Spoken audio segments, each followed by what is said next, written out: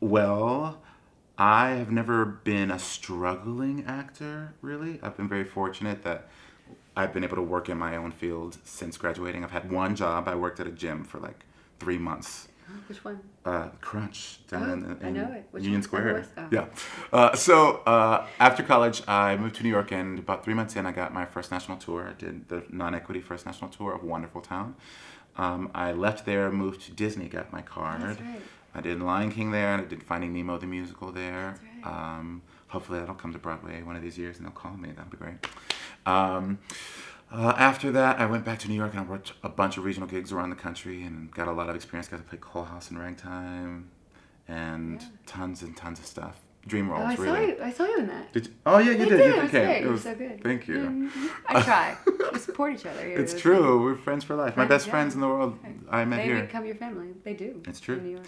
Um, then I booked my first like big gig. I booked the Billy Elliot First National Tour. We were in Chicago for about a year, and then in Toronto for about 9 months. I left that to do Memphis on Broadway. I literally like left Sunday after my show. Monday bought furniture. Tuesday started rehearsal. It was like amazing. And then like the first week of performances, I sang at the Governor's Mansion. Second week, I performed on the Tonys. It was like Oh my gosh, that's right. I saw you. yeah. That's Been crazy. And then I did the Memphis First National Tour for about a year and a half, and I was Bobby for the entire run of that. So if you saw that on tour, you saw me. And then I did a reading last year of the Revival for Sideshow. I got to play my dream role, Jake. It's coming to Broadway, but probably someone else because it's not me. I'm gonna cut that out. No, here's the thing. It's actually quite magical. I mean, after everything you just said. It's okay. totally magical, right? So they had already hired a Jake, and they wanted to do rewrites. Bill Russell, the writer of the show, and Bill Comden, the director of Twilight and Dreamgirls movie and all that other stuff. They had to do a reading in New York. I get a call at 11:30 saying, "Hey, can you come do this reading for us the way it on happens. Monday, That's the way it 11:30 p.m. on happens. Saturday?" Oh, get ready. So Monday they said, "Come, oh, but you don't have to sing." Just like you. And I was like, well, I've been auditioned for OCU with this music. So I would prefer being heard. Yes. so I can sing it. And so the entire production team, the creative team, the writers of the show, the entire cast and me. And I had like 3 songs, and it was a dream come true. It really was. Anyway, so I did that, and now I'm on the revamp of the Joseph and the Amazing Technicolor Dreamcoat tour, directed by Andy Blankenbuehler, Tony Award winner, starring some American Idol folks that are really, really sweet. So that's where I am now, and that's why I'm in town. Oh my gosh. It's not that much.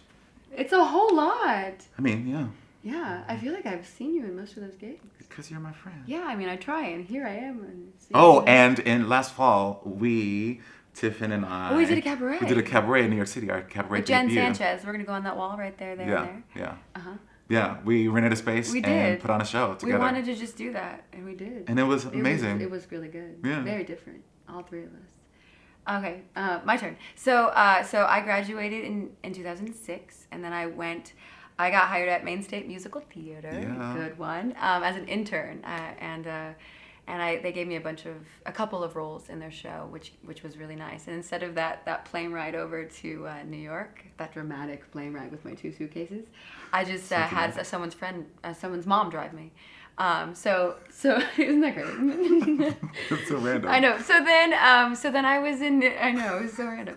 I was in New York and I started auditioning. And my first year I booked a lot of. I was on equity and I booked. 4 months in Tennessee doing at the Full Monty again at the Roxy Regional Theater. You know that one. And then I did Jekyll and Hyde upstate at Cohoes Music Hall. Then I came back and was hungry for my equity card. So I had worked enough weeks at equity houses where I could just get it. So I did. And then a couple months later, I auditioned for the international tour of The Sound of Music. We just went to China. It was called international, but we went to China. I mean, it was the American Chinese tour. We didn't play. I mean, it was the third leg. Anyway, so China. So I got to see China. I played Elsa, the Baroness, in that. That was amazing.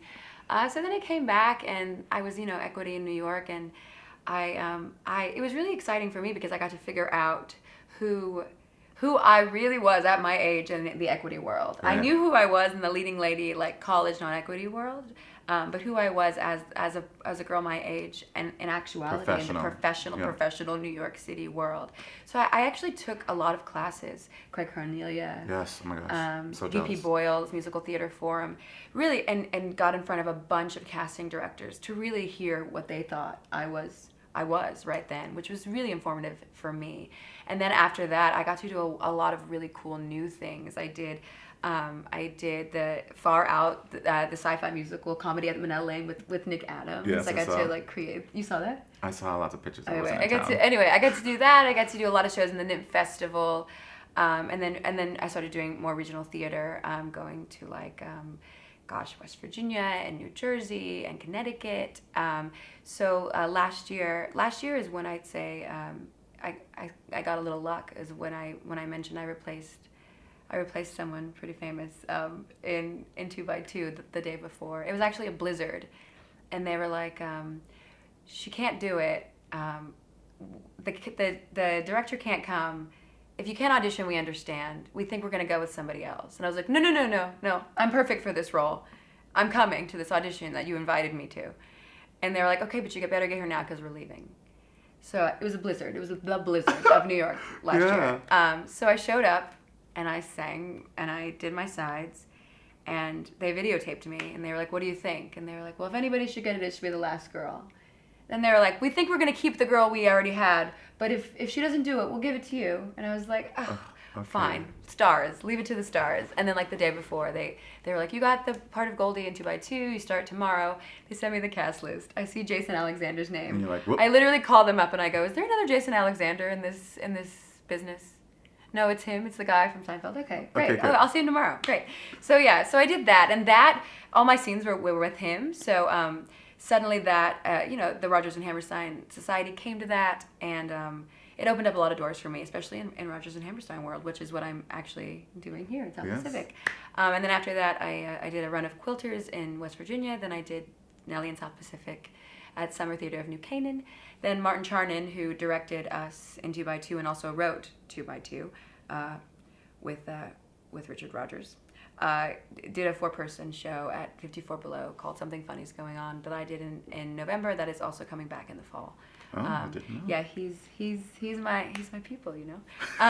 So now I'm doing South Pacific at CityRep, and then after this I'm doing Guinevere and Camelot at the Gretna Theater in Pennsylvania. Yeah. There you go. So, and then, after the fall, The sky's the limit. the sky is the limit.